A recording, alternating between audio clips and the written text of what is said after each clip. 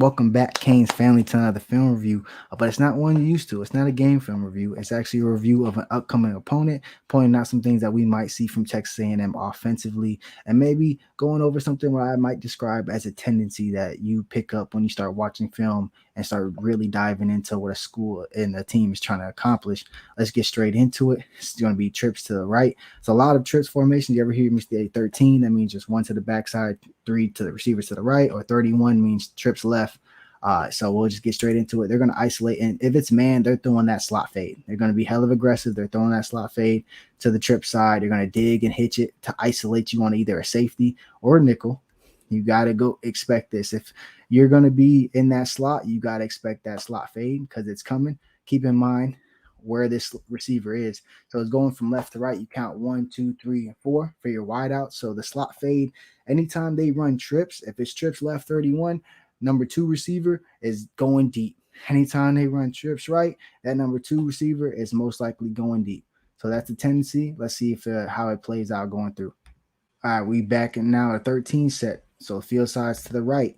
Guess where the number 2 receiver is? They got another receiver in corner out here. You can't really see him because the camera angle. But guess what we doing? We're going with that with that slot fade. They're throwing that slot fade to the number 2 receiver on that trip side, religiously. And yeah, they cashed in on it a bunch versus Miami, Ohio. Good, good play there. But they're religiously going at this slot fade to the number 2 receiver.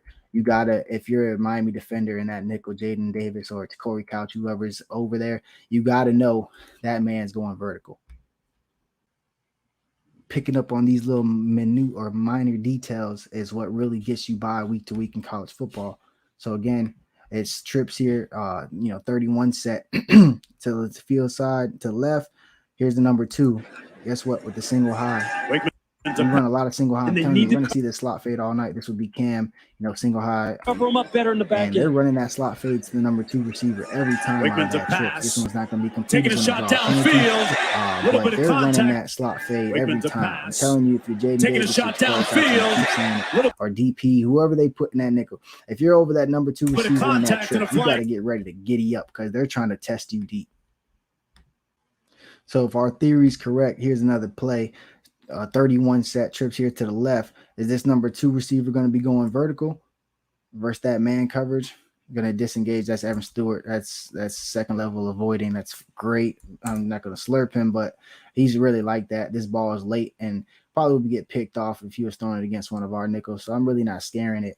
But again, the same concept you saw earlier in the red zone. You're going to get him across the middle. You're going to have a hitch on the outside, and your slot and your number 2 and your trips is going vertical. So that's a huge indicator when they come out in trips.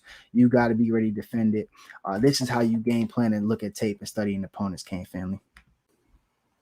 A defense that plays a lot of single high with man underneath, the Miami Hurricanes. So we're going to have to hold up against that slot fade just like we did against Miami, Ohio. Number 10, y'all know he was sliding. This is slot fade. In that same look, man, one safety across the middle, TC here in the slot, getting put in action on his hip. We're going to need that all day versus Texas A&M. Let's get it, baby. This time, trips here to the field side. Just trying to get DP in this little rub, little speed out and slot fade. I really don't fear with our skill at cover corner, these slot fades. I think DP is like that. He's going to strap up these slot fades just like he did here. And we just saw TC strap one up. We're about to get to the next one, but I do not fear Texas A&M. I'm not drinking that Kool-Aid. I know them boys is extremely talented, but this is just a different cornerback room, bro. Different from the fact that they all hail from Broward County. It's just a different room. Lastly here in a 2x2 set, they're trying to get, we're again in the cover one safety high. We're going to see this versus Texas A&M. This is a base defense for us. You're going to see this formation, and they're going to test us. Here's Jaden Davis giving that cushion, then just playing through excellent. You can tell he's played 4 years, started a bunch at Oklahoma because his eyes on the ball, easy strap that down. I'm more confident with our DBs and cornerbacks than I've been in a long time. And let's roll, bro. I ain't really scared of Texas A&M. 11 set personnel. You're coming in motion here to to trips. This is a simple high and low. Everybody run it. Speed out, stick, and then corner. A route on your safety one-on-one.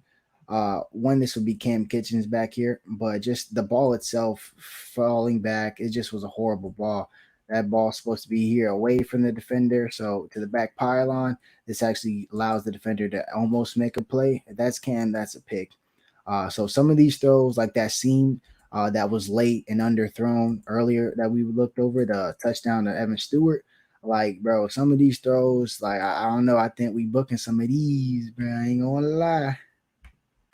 All right, Kings family. So we're gonna be looking at when they go 2 by 2, or even sometimes we have a tight end in. So technically, it's a trips. They're scissor concepts where someone's going on that corner, someone's going on that post. Let's get right into it with this first one here on the post, Evan Stewart. So you'll see him be delayed. Right here, balls on him. Credit to New Mexico. They were able to get pressure on the quarterback often. You see that corner route, and then that that post here. This is early in the second, which is going to set up what's coming later, which is low key nasty. I'm gonna load this up. So they start off Kane's family in the trips, right? You have a tight end here in line. They're going to motion into that stack. You know, they like their receivers close when they're doing that scissor. But this is actually really good. They're going to fake the double post and run a post corner scissor concept. So you're going to have your outside guy running that. If this thing don't want to freeze up like that, running that post, and then you have that post corner underneath. So you're still scissoring, man. It was saucy. I ain't gonna lie, I really like this play call. It's actually gonna lead into the next touchdown later on. Let's get to this better angle of it. But watch out for that scissor concept. They're gonna have that post. He's gonna post corner and break right in. This is very nice. I ain't gonna lie. They should have thrown a touchdown. I get into it in a second. But yeah, that scissor concept is deadly. This is actually a touchdown, so we're going one safety high. We got to make sure we're as deep as the deepest man because the safety was not getting over there. I would have threw this post and dude would have been running. That was definitely a touchdown. This is the safety who's supposed to get deep to this hash and meet this guy, meet him as his over the top coverage.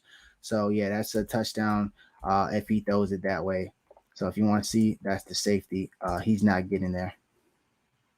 I would have thrown that post for the touchdown. But again, watch out for those scissor concepts. They're coming. And I was pretty creative with the post corner. I'm not gonna lie. That's not a Jimbo trick. Now we get in the red zone. It's 2 by 2. Are they gonna, scissor again? It's cross again. You have a nickel here they're gonna catch him in a nickel blitz as he flies in. Now this becomes a true man on off man situation for the safety and this corner. And are they gonna run that scissor, or are they gonna just cross? Comes with delay, quick in, quick out, simple concept, but they're steady putting their safeties and nickels in conflict, crossing with scissors, or crossing face with the in and out. This is actually a very tough cover. They're going to be doing a lot of things crossing with their 2 by 2 set. So anytime we see them in 2 by 2, Canes DBs have to communicate. We have to be ready. They're going to be trying to catch us in man. They know we're going to be aggressive, so we have to be ready. All right, Kings family. So they are multiple, and they do run different formations. I'm calling it up here. So uh they were in empty twice in 2 snaps, so not much. They're in 10 set, which is 4 wide receivers, 17 snaps, 11 personnel, which seems like their base, 3 receivers, 1 tight end, 22 snaps. 12 set personnel, which means 2 tight ends, 16 snaps, so a good amount. And then here to talk about the 20 sets, which is basically 2 running backs. Instead of calling it a 22, it's a 20 set because there's 3 wide receivers instead of a tight end. So let's get into that. They're going to be doing an outside zone.